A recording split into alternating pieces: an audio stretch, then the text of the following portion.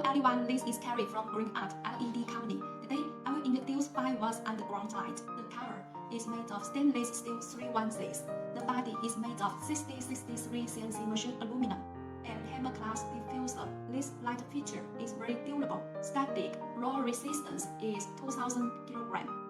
Cable is 30 cm long and spring clip is made of stainless steel 304 with the waterproof connector. Here is the cable clamp with a thin rubber gasket. Look, its appearance is very smooth and delicate. IP rating is IP67 IK08. Can be used in wetter areas. Why is IP67? Let me open the cover to see the inside details. The cover is made of stainless steel 316.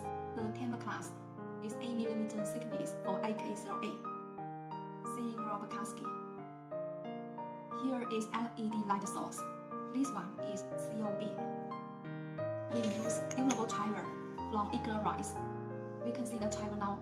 We protected the driver with the glue. Look, the innermost part. We seal the white hole with the glue. Let me check the thickness for you, okay? The cover thickness is 4mm. The camera glass thickness is 8mm.